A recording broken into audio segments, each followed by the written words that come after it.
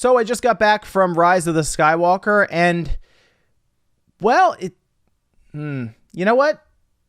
It could have been worse. I know that doesn't sound like a ringing endorsement, but hey, it wasn't as bad as The Last Jedi, so that's something, I guess. I didn't really care for The Last Jedi. I didn't really care for Rise of Skywalker that much, and that, I guess, leaves the Force Awakens as the best movie in this trilogy, which seems strange because that wasn't even a super original movie when you compare it to A New Hope, right? It followed the same formula pretty much, but that might be the best one in this trilogy, and that has a lot to do still with The Last Jedi, I think, just really messing up this trilogy. We're like so far removed from it now, but of course it still comes back to haunt us with Rise of Skywalker. In fact, a lot of this movie is pretty much trying to fix the movie before it. So I'm going to be as vague as I can to keep this spoiler free for you, just in case you still have to see this movie, Rise of Skywalker. So let's start with, I guess, in general, this of course is the final movie of the Skywalker saga that we know of. It's the final movie of this trilogy.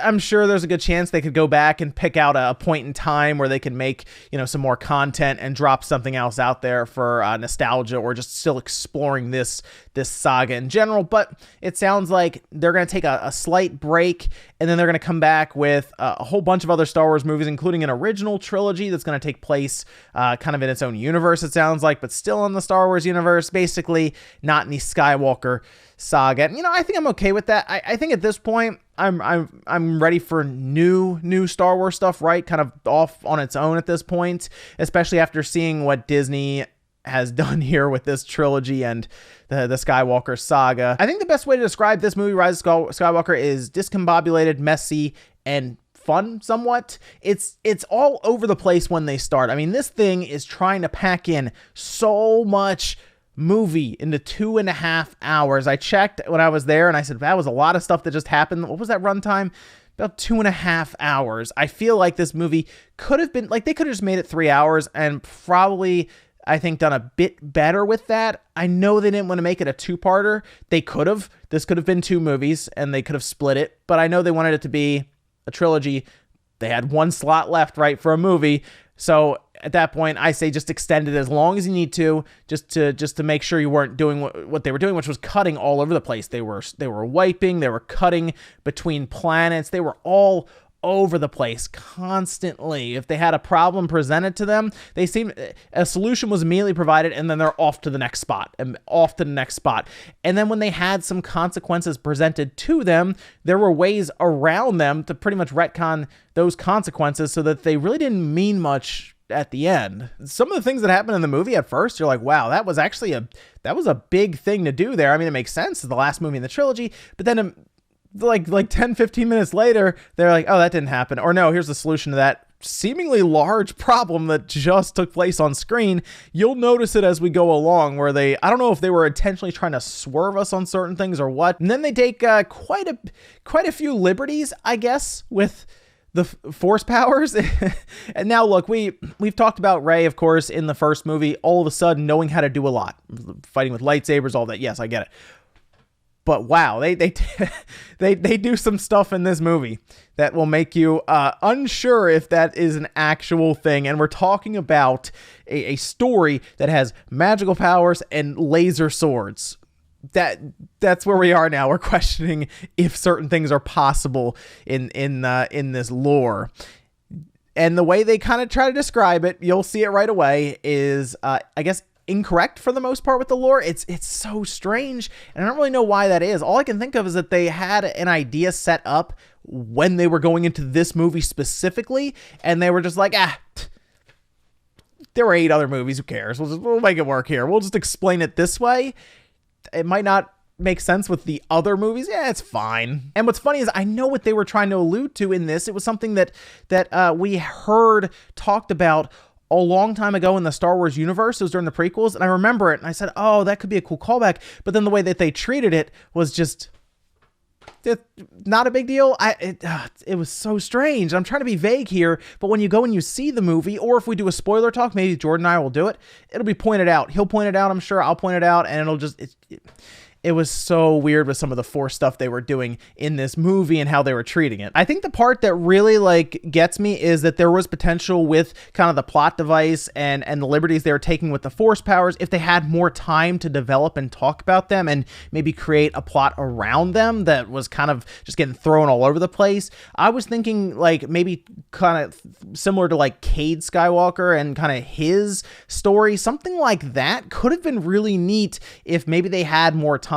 in this movie to tell it. Now, I do think some people will go to this movie and they'll have a good time.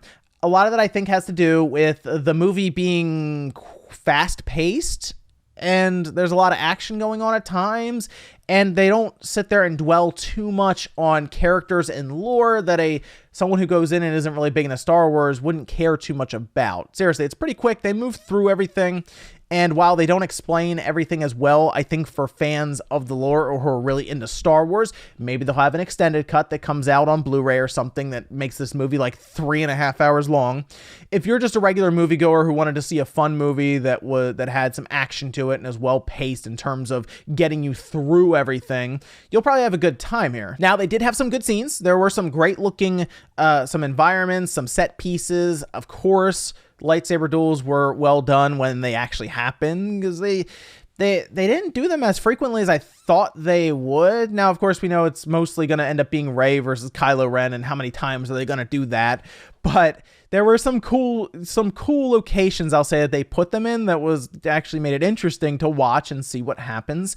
And of course, you have the music come in at the right time, sets the moods, and kind of gets the adrenaline going and all of that in these scenes. So overall, those parts, when they actually happened, were pretty good. There was an overwhelming amount of fan service in this movie, and I appreciate that because I was like, oh, this is a cool part that's happening. I remember that. Oh, that they're doing that thing right there. You know, those are things that happen in this movie. You get certain characters. They just kind of have fun with the fans. It's obvious that it's a send-off for the Skywalker saga when you start seeing a lot of this happen.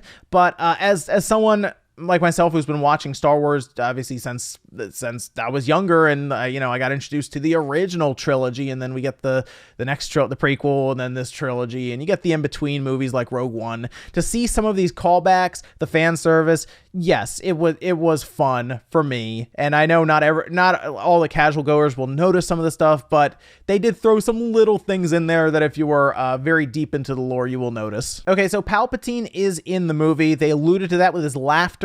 We right in the preview, so we already know that. And I was trying to figure out what is he coming back for? He was, I think, mostly just used as a plot device to fix a problem. And if I get too specific, it will ruin it. But there were some underwhelming aspects to Last Jedi, and once again, I seriously think I think he was brought in to fix Last Jedi. It sounds weird, but when you watch Rise of Skywalker, you will know exactly what I'm talking about. Some of the stuff that he was brought in for, I seriously look at this and I say, did they have this trilogy planned out from the beginning, or were they just trying to interconnect 3 separate movies that weren't really going to connect that well? And then this last one pretty much had to scramble to get everything locked up as best they could. So that's what it feels like. If you and me were sitting down to make a trilogy of movies, I feel like we would design and set up one long overarching plot point that made sense completely. We would have it all figured out from the beginning, and then we would work to kind of cut it into 3 movies and then connect them a bit further after they've been split up, right? I feel like, no, this is where they tried to tie everything up as soon as possible. And that's why you had the fast-paced movement. That's why you had the cuts constantly happening, solutions being figured out immediately, and why you had some inconsequential stuff happen that appeared like they had some massive implications at first, and then they didn't. Oh, and the ending to the Kylo Ren and Rey saga, man, it was bad. Oh my gosh. I couldn't believe it. It seriously, it was almost eye-rolling. Look, okay, so there's a serious scene at the end.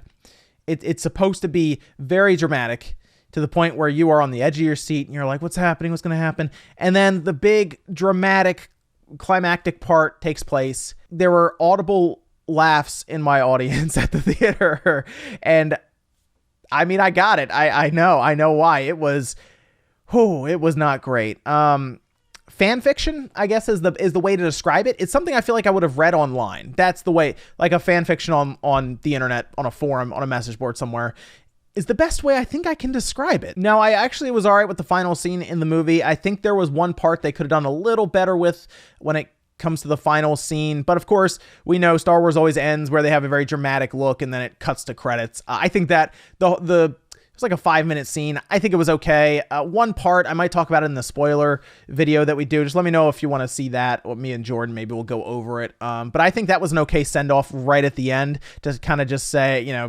to kind of send off the Skywalker saga. I got why they did all of that at the end. But overall, the best way to describe this movie, I guess, is messy, discombobulated, and fun for the most part. I think, again, people will enjoy it. It's not the worst Star Wars movie I've ever seen. Some people are saying it's the worst movie they've ever seen for the Star Wars side. No, it's not the worst movie. It's not as bad as The Last Jedi, but you know what I have to say? And this is going to sound a little crazy, and some people have to let me know down below. Stepping back now and looking at this trilogy, it might be the worst trilogy out of the 3 that we have right now. And that's crazy because I'm also talking about the prequels. And that had Jar Jar Binks. I get it. But I feel like how messy the overall trilogy is and how it's just has no real cohesiveness to it. And you can tell when you watch this one, it's a shame. It really is. Like I thought when they brought in J.J. Abrams and Rian Johnson, it would have been better. Maybe if they had one director throughout the entire trilogy, it would have been better. It's weird to me that they couldn't do a better job than this overall, and that I'm seriously sitting here talking about the prequel trilogy being better than this trilogy. It's crazy to me. But let me know what you guys think about the Rise of Skywalker. If you saw it, let me know down below what you think of it. And hey, maybe you did like it. I saw some people who liked it, and I did watch the movie and of course thought that, some people, I could see this happening, but I can also see a lot of hardcore Star Wars fans just being really frustrated with this trilogy because there was a lot of potential, especially after The Force Awakens. I think people saw that and said, you know what, I'm going to give this a pass because they have to set it all up. And I think there can be a lot of good that comes out of this. And I think they've set up a trilogy for the next 2 movies to do some great things. And unfortunately, to me anyway, it feels like they fell on their face when it comes to this stuff. And they rushed it at the end, just try to figure out how to tie everything up. But hey, let me know what you guys think, whether you agree with me, whether you disagree with me. That's fine. Let me know down below. Make sure you like the video on the way out, guys. If you enjoyed it, dislike it if not, and I'll see you next time.